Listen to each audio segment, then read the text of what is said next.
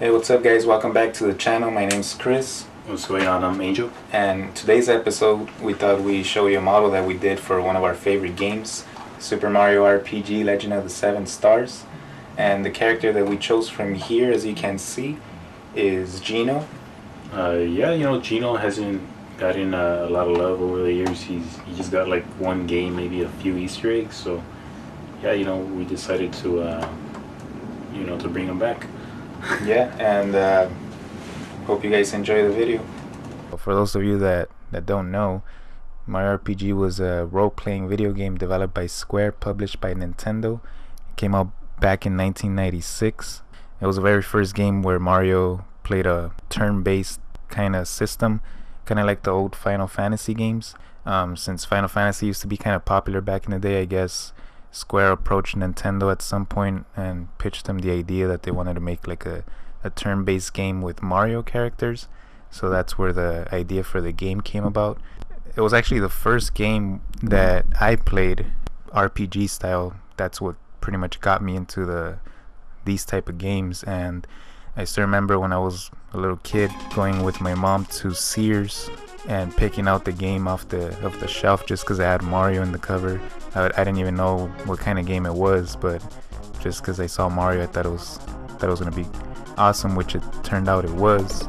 I remember it was the first game that I played, a Mario game that wasn't like Super Mario World or whatever. I remember I had a lot of trouble with it. I got lost a lot, and I couldn't figure out where to go after that crocodile guy. He runs away with something. I forgot what he was doing, but I think he steals your Mallow's green frog coin, which reminds me, I actually never beat the game when I was a kid.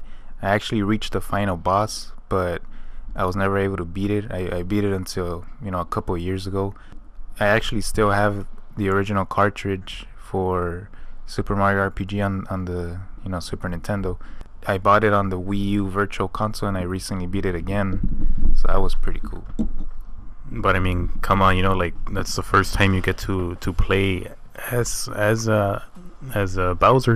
That's like the coolest thing ever. I always wonder why they never did that again, because I thought that was like the coolest part about it, that you get to play as the villain. And I wonder why they never. I think they actually did that on Bowser's Inside Story, but I actually haven't played that game yet. You're inside of him? Well, yeah.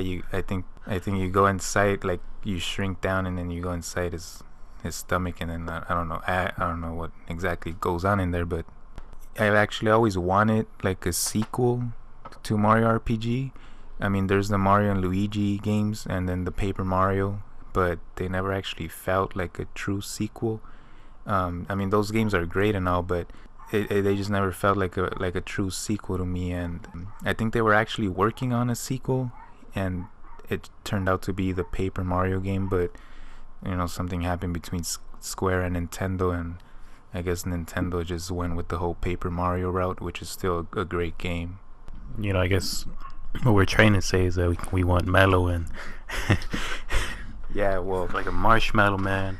And Gino, one of my favorite characters from the game, which I guess Square still has the right to him, and they can't really do anything with him aside from, I guess, in Smash Bros. For the Wii U.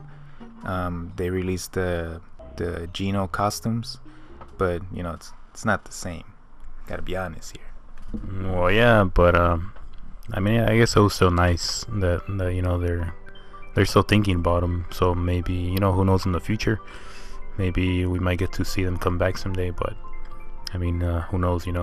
Hopefully, we get a true sequel to Mario RPG, and it'll make a lot of people happy, I think, including myself. Yeah, I mean, who wouldn't want to see a sequel? That'd be pretty cool. But I don't know. What do you think will probably come out for the Switch or maybe the 3DS? I'm kind of hoping for the Switch. I mean, I love the 3DS and all, but it's already getting up there in age. It's about time Nintendo retires the console and just sticks with the Switch. HD graphics, Mario RPG. Who wouldn't want that? Yeah, that is crazy. Like, what do you think is gonna happen? Are they gonna cancel like since the Switch is technically a handheld now? So they're gonna like just just to go with the Switch and run with it and like forget about like an actual Game Boy sequel? I think the 3DS is already in its last legs. It's just a matter of, I think they're just releasing whatever little games they have at the end of its life, and then they're gonna focus all the time on the Switch. Well, I mean, that's what I think. So yeah, we were well, my brother actually decided to model Gino, and I guess tell us how you went about it. Well, for this one, I actually Googled a couple reference images. I didn't actually go with the actual stock art from the original game. As you can see in the video, I'm not sure what the artist's name for that is, but I kind of liked his style, so I kind of try to imitate it in a way. It was pretty simple. It was a lot of spheres and just basic shapes like cylinders and stuff like that, and it was just a matter of scaling them and arranging them in, you know, the proper places. What did give me a little trouble though was when I was modeling the cape. I did take a while modeling that. I used the Z sphere and I edited the topology. I basically drew it vertice by vertice, kind of like if you were doing it in Maya.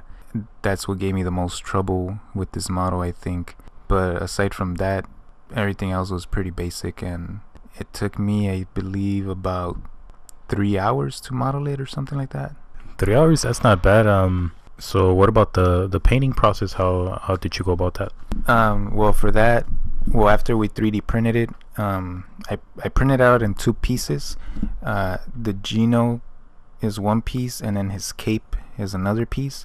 After we printed it, you know, pretty much did the whole basic sanding and primering it, and I used the wood filler to fill in all the imperfections. And after all that was done, I passed it on to my girlfriend, which she did the whole painting process with. This was actually the first model where we got the airbrush gun. So she painted it with the airbrush, and then she went in with the brush to paint the more smaller details like the eyes and the little orange thing on his hoodie. But yeah, after all that, I think it came out awesome, and it's one of my favorite toys so far. Yeah, it came out really, really cool. You know, it's kind of cool to see, like, just to see a toy of Gino, like, you know, he hasn't been mainstream in like 20 years. Yeah, we gotta show Gino some love. I just always been a huge fan of this game, and I thought it would be pretty cool to, you know, model him, and maybe hopefully I'll model some of the other characters from this game like Mallow and Bowser. But I was thinking of actually modeling them in the style of the game.